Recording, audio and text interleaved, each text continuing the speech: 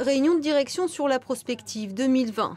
Examiner les comptes de très près afin de maîtriser son budget tout en continuant d'investir. Un savant équilibre de plus en plus complexe à trouver. On nous demande des efforts trop importants. Nous sommes prêts à revoir, à faire des efforts. Notre président François Baroin a été demandé au Premier ministre l'étalement dans le temps. C'est brutal. 15 milliards sur les collectivités en 4 ans, c'est très brutal. Un exemple d'une ville que je connais un petit peu mieux que les autres, la ville de Dreux, c'est plus de 4 millions d'euros de recettes d'État en moins que je vais enregistrer sur la période.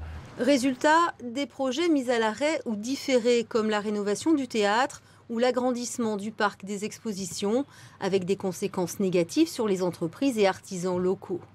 Dans cette petite commune de 600 habitants, on a rénové la salle des fêtes il y a quelques années, mais le 14 juillet prochain, il n'y aura pas de feu d'artifice. Il y aura un budget d'une quarantaine de mille, c'est 7 000 euros de moins.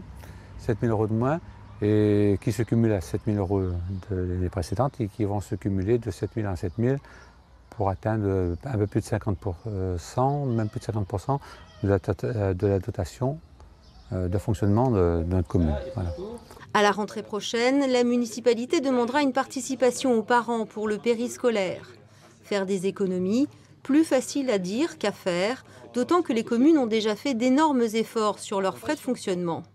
La débrouille, le casse-tête, de nombreux maires regardent avec crainte l'avenir et sont parfois écœurés par un État qui leur demande toujours plus.